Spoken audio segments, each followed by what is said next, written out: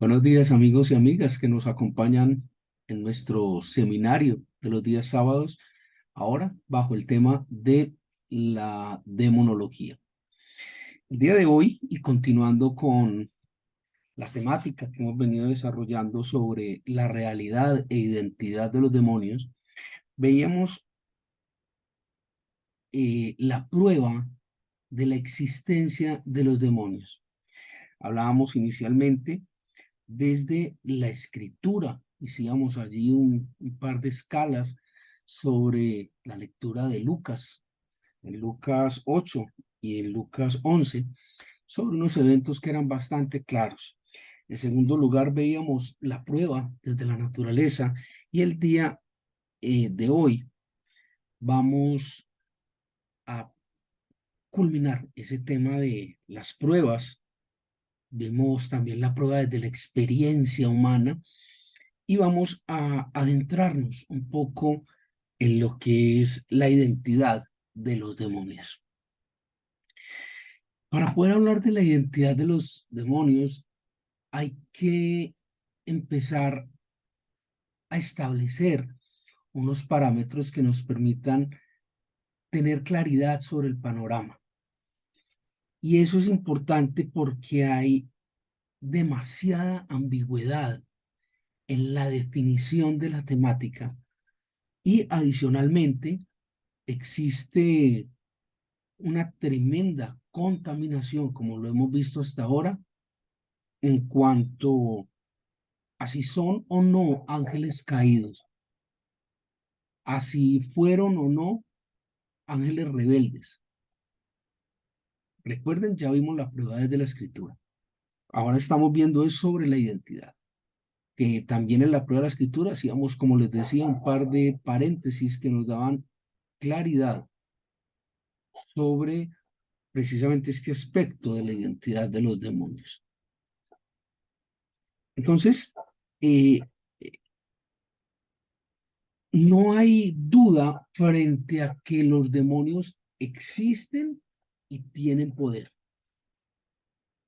El punto es, ¿cuál es la identidad? ¿Qué es lo que identifica claramente a un demonio? Y eso nos va a permitir diferenciarlo de otros seres. Resulta que hay una identificación demoníaca que no es muy clara y es aquella identificación que existe por fuera de la palabra de Dios. Y entonces empezamos a especular y empezamos a traer eh, una serie de conceptos culturales para delimitar el hecho de que los demonios son unas simples designaciones de las cosas malas. Es decir, todo lo malo que pasa es demonio, toda la enfermedad es demonio, todo lo que me ocurre malo es demonio. Y esa designación nos permite un lugar cómodo desde la cultura. ¿Por qué? Porque genera una tremenda dicotomía desde el punto de vista espiritual. Es decir, todo lo bueno que pasa es Dios, todo lo malo que pasa es diablo. Y bíblicamente hablando, no hay nada más distante de la realidad que eso. Y esto es algo que culturalmente está muy arraigado en las personas y en la idiosincrasia, especialmente en una idiosincrasia como la latina, como la nuestra. Y es bastante delicado, porque eso genera una visión muy desdibujada, desfigurada de quién es realmente Dios. Y no con eso estoy contradiciendo o estoy herejizando la escritura diciendo de pronto de que Dios no es bueno. Yo no estoy diciendo eso. Dios es bueno, pero Dios al que ama lo disciplina. Y la prueba produce paciencia y la paciencia produce fe. Está escrito. Entonces, allí hay un concepto cultural que es bastante delicado y bastante ambiguo. Otro de los conceptos que definen esa identidad de los demonios es que básicamente son eh, unas explicaciones racionales a la dificultad, no a lo negativo, a la dificultad. Entonces es racionalizar el concepto de maldad a través de la dificultad, lo cual también es un concepto totalmente cultural. Muchas de estas concepciones, muchas de estas explicaciones sobre lo que es la identidad de los demonios son unos conceptos que nuestra cultura ha traído a través de la tradición que se generó, como lo hemos visto a lo largo de este año, en la cultura griega. Esto viene muy de por allá, de cuando una persona mala o una persona que había sufrido mucho y se moría, entonces descansaba porque ya el demonio lo había dejado. Y eso es un concepto pues muy arraigado en esa eh, teología o pseudo-teología que manejaban los griegos. Entonces, eh, cuando un hombre malo o una persona que era mala, perversa, torcida y todas esas cosas se moría, los griegos decían, ese era demonio, porque mire todo lo que hacía malo. Entonces, ese era demonio, pero no había durante la vida de esa persona una designación que permitiera identificar, tener claridad sobre la identidad de los demonios. Ahora bien, la prueba más clara y más contundente de que eso se ha arraigado hasta nuestros días y de que en nuestra cultura, especialmente en Medellín, tiene una incidencia muy fuerte, es el evento de que el adagio establece que no hay novia fea ni muerto malo. Entonces, por muy malo que sea el personaje que muere, siempre va a haber quienes digan que él era muy querido, que él era muy especial, que él no le hacían mal a nadie. Típico caso que ocurre pues con los ladrones que mueren por ahí y los sicarios y todo este tipo de personajes muy arraigados lamentablemente en nuestra cultura, donde ve uno pues en los velorios y en los entierros, en los sepelios, todo un evento cultural de parte de la familia y de sus compañeros de acechanzas. Y uno ve gente llorando y uno ve gente entregada pues al dolor que porque se fue el muchacho, se fue el protagonista de la cuadra y resulta que era un asesino, era un ladrón, en fin. Entonces eso viene arraigado precisamente a esa cultura griega donde no hay una racionalidad, no hay una explicación racional, no hay una explicación bíblica, sino lo que hay es una manifestación de unos sentimientos encontrados donde prevalece el sentimiento de beneficiar a estos personajes. Entonces, cuando hablamos de la identidad desde el punto de vista no escrito, o desde la especulación o desde la cultura, vamos a encontrar cualquier cantidad de elementos y de cosas que son absolutamente nocivas. ¿Por qué? Porque van a levantar una cortina de humo que no nos van a dejar con claridad vislumbrar qué es lo que está pasando frente a esta identidad de los demonios. Hay otro punto de vista y es bien interesante y es La explicación sobre la identidad de los demonios desde una óptica pseudo bíblica. ¿Por qué pseudo bíblica? Porque es una presunta expresión bíblica, pero está totalmente desdibujada. Es decir, cogen uno o dos versículos bíblicos para volverlos contexto. Y eso no es verdad, eso no es cierto. Sin embargo, se ha permeado hasta nuestros días y con mucha fuerza, especialmente por la Iglesia Católica Romana, que es muy basada en la tradición y en la manipulación de los versículos bíblicos, se ha permeado y se ha mantenido hasta hoy día esos conceptos extraños sobre los temas bíblicos inherentes a, a la demonología. Entonces hablan, por ejemplo, se plantean cosas como, por ejemplo, la incidencia tremenda que ha tenido el judaísmo. ¿Recuerdan cuando hablamos de los Shidim? ¿Se acuerdan cuando hablamos de todos estos personajes que habíamos arrastrado hasta hoy día y que empezaban a permear? Entonces empiezan a aparecer una serie de rituales que vienen acompañados de un fetichismo, si se puede llamar así, inherente a lo que eran estas costumbres judías.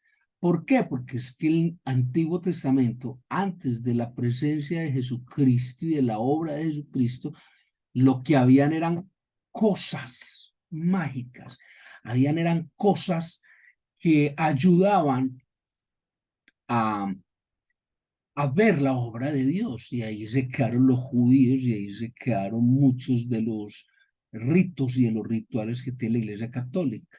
Entre ellos, por ejemplo, el evento del agua bendita. Pues bíblicamente no hay tal cosa como el agua bendita. Como por ejemplo el detente, como por ejemplo las prendas sagradas. No, nada de eso es bíblico. Pero tienen un asidero en la antigua tradición bíblica, en el Antiguo Testamento, donde hombre, era necesario un accesorio para transmitir el poder de Dios. Por ejemplo, cuando la peste y la serpiente. Recuerdan que creo que era Moisés el que cuando levantaba la serpiente, aquel que miraba a la serpiente quedaba sano, ¿sí? Entonces, como a través del báculo de Moisés ante Faraón se convertía en serpiente. Entonces, era a través de una cosa que se puede identificar esa obra de Dios, y eso lo hemos arrastrado hasta hoy día. Entonces, por eso son pseudo bíblicos, ¿sí? Son con unos asientos bíblicos, pero no muy precisos. Cuando eh, iglesias, como les mencionaba, la Iglesia Católica Romana, empieza a traer muchos de esos elementos hasta hoy día. Entonces, hombre, la Biblia dice que sí, la Biblia sí tiene una parte sobre eso, ¿sí? Pero la aplicación y el contexto dentro del cual se mueve y el momento histórico en el que se está desarrollando poco o nada tendría que ver entonces con la realidad bíblica completa, es decir, estamos dejando de lado la obra de Jesucristo, ¿sí? Entonces, por eso son eh, elementos que sí tienen un referente bíblico, pero no un sustento bíblico dentro de todo el contexto, y es allí pues donde pierden validez. De hecho, uno de estos elementos bien interesantes es que se establece también a través de esta tradición judaica de si estos demonios, estos seres caídos, eran o no preadámicos o fueron ángeles caídos posteriores a la caída de Adán.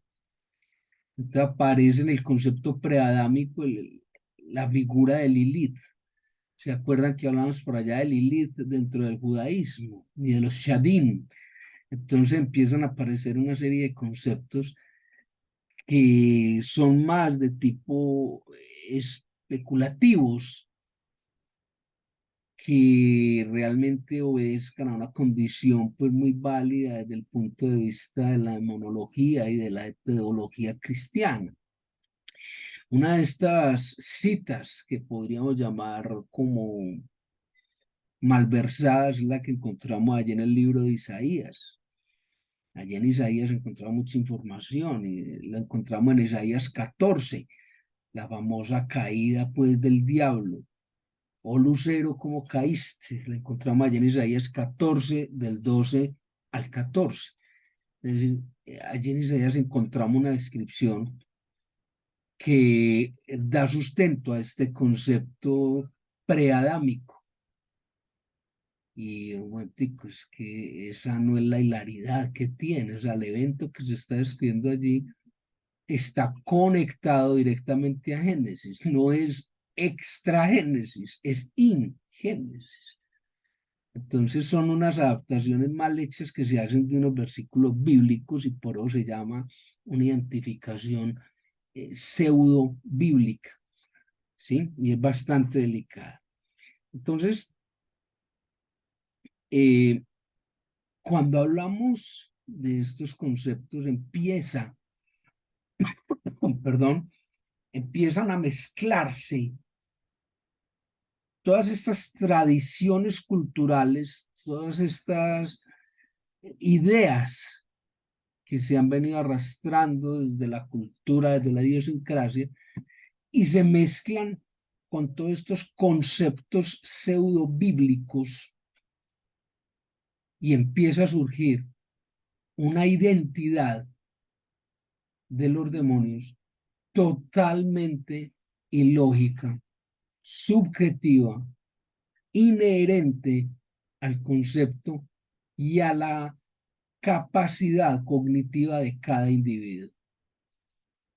En ese orden de ideas, todo lo que se diga sobre la identidad de los demonios sería cierto.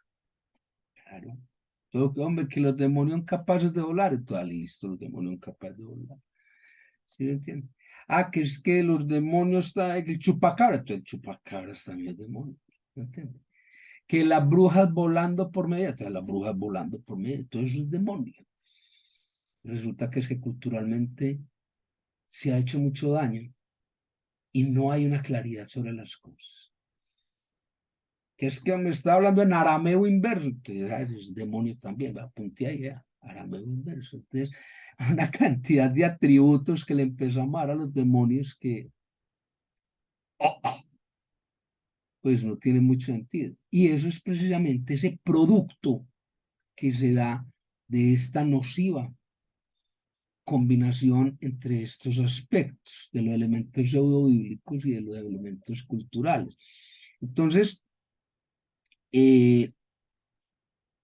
se plantea como una consecuencia de todo esto una marcada diferencia entre lo que son los demonios y lo que son los espíritus incorpóreos. Y eso es una consecuencia. ¿Por qué? Porque entonces empezamos a clasificar desde la óptica humana el concepto demonológico. Es decir, si fuimos capaces de humanizar a Jesucristo y humanizar a Dios y humanizar todo, ¿por qué no humanizar al diablo y sus secuaces? Y entonces empiezan a aparecer una serie de conceptos bastante torcidos dentro de la formación o dentro de los conceptos demonológicos. Y eso es muy delicado. ¿Por qué? Porque vamos a terminar finalmente envueltos en una burbuja de mentiras donde todo lo que nos digan, todo lo que nos pasen y todo lo que conceptuemos frente a los demonios va a ser subjetivo. Es decir, como diría un finado amigo mío muy especial, con varias ideas, pero confusas todas ellas en cuanto a esta materia. Entonces, cuando nosotros vemos una consecuencia tan desastrosa como esta, de que es que los cuerpos, los espíritus incorpóreos son diferentes de los demonios y son diferentes de la acción de los demonios, empezamos a ajustar elementos como por ejemplo Satanás, los ángeles caídos, la mitología, la tradición, y finalmente tenemos una sopa de cosas donde no sabemos qué es qué ni quién es quién, pero todo es válido. Entonces empezamos a tenerle miedo a la oscuridad, empezamos a manejar unos fetiches, empezamos a tener agua bendita en botellas, empezamos a quemar ramos del Domingo de Ramos, una cantidad de cosas que me poco o nada tendrían que ver con la realidad de, de la teoría demonológica.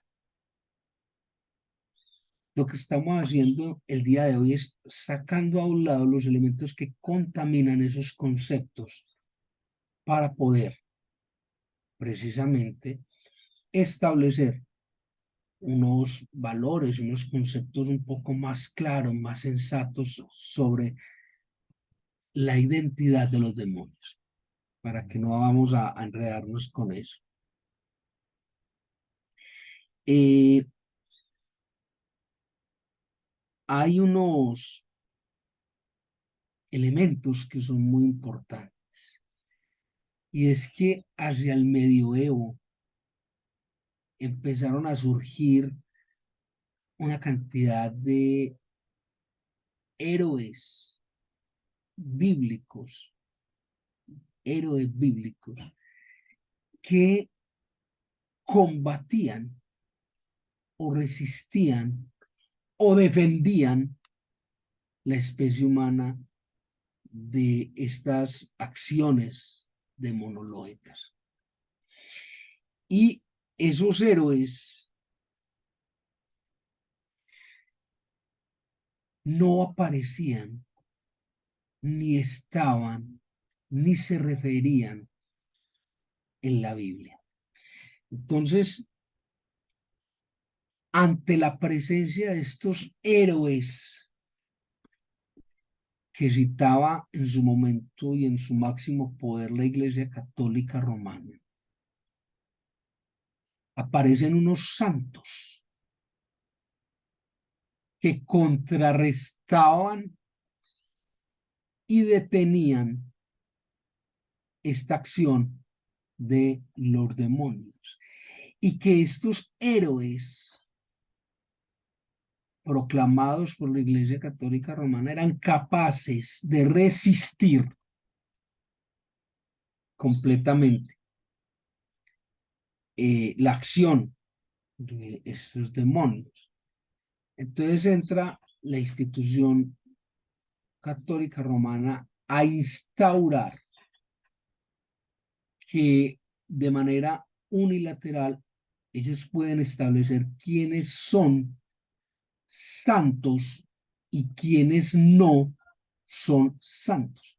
Y que esos santos hacen milagros, producen efectos, como por ejemplo el de ayudar a resistir y a combatir los demonios.